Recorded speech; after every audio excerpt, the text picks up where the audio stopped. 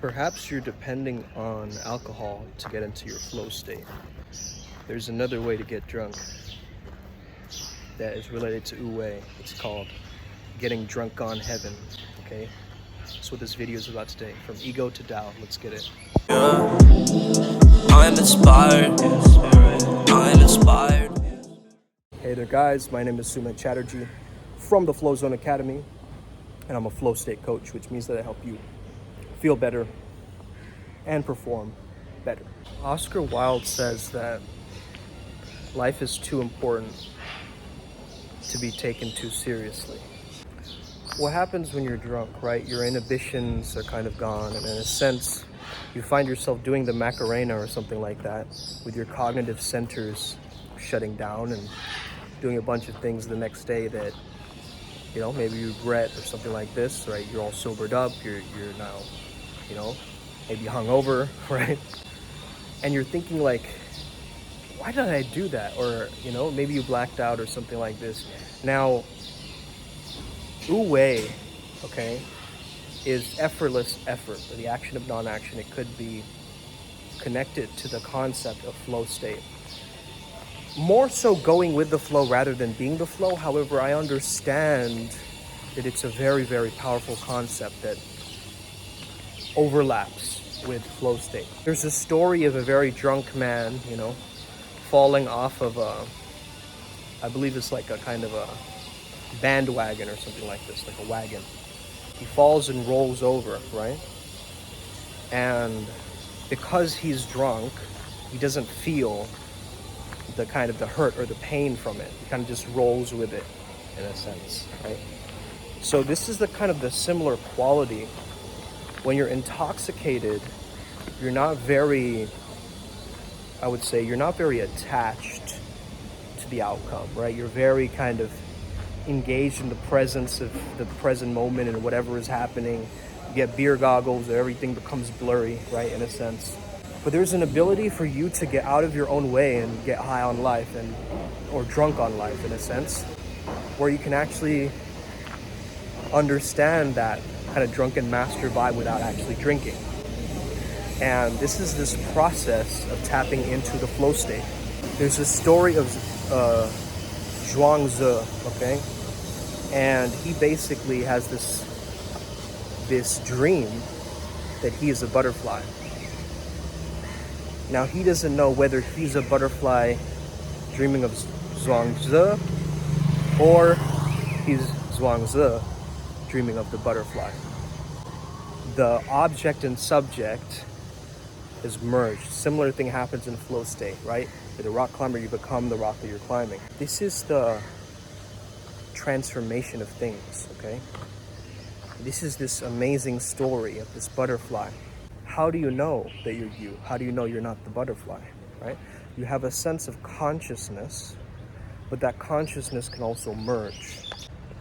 There is no sense of separation between that thing and you. Flow state is right between too easy and too hard, right? It's kind of like, you want to understand it almost like it's the sweet spot, okay? It's the middle path.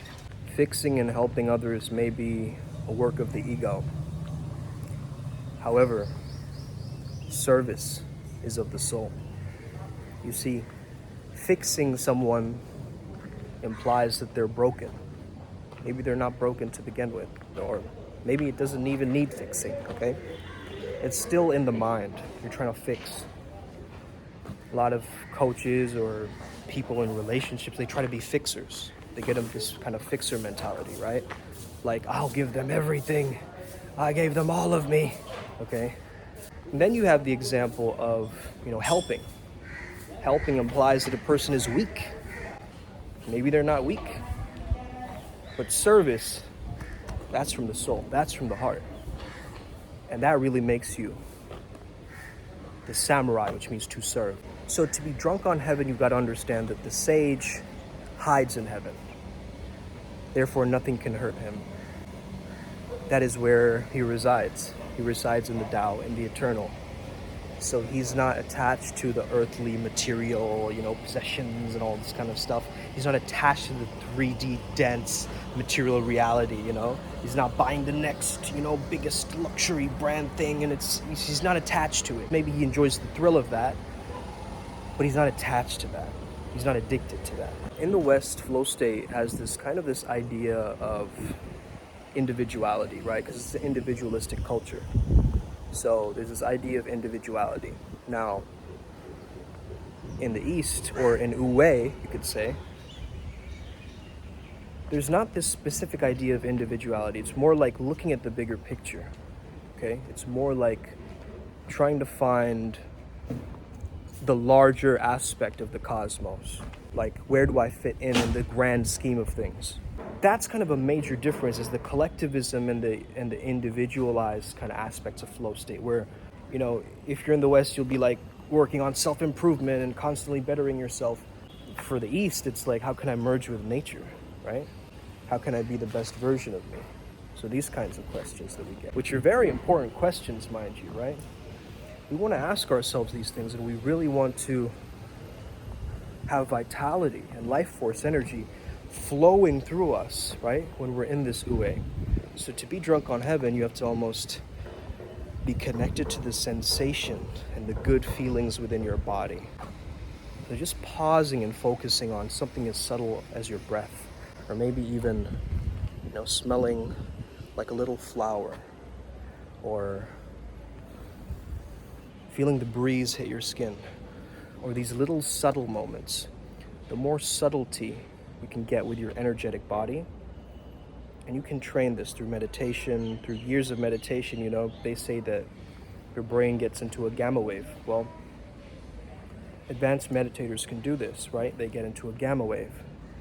Gamma wave is what is associated with the little spikes or ahas or eureka moments in flow state.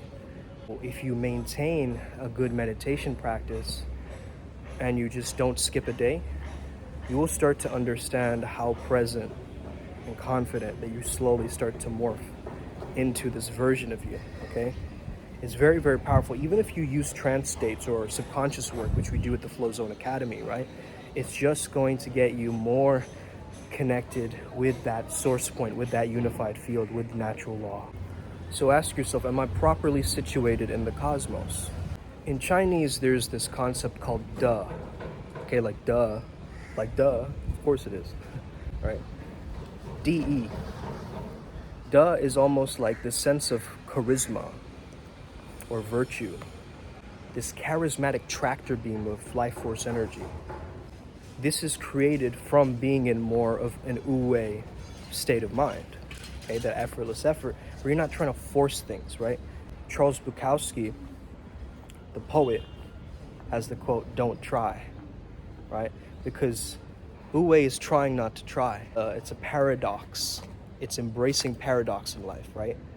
You're seeing that something, love and hate can be in the same sentence, right? You could say that, hey, I love this person, but I dislike the behavior that they're doing right now. So just like that, there are paradoxes in this world. We've got to understand and embrace those paradoxes. I have a shout out to my song Paradox too. I'm a rapper, as you guys know, known as Scripts. I'm known in IMC Nation as Dr. Scripts as well. I got that title from AZD.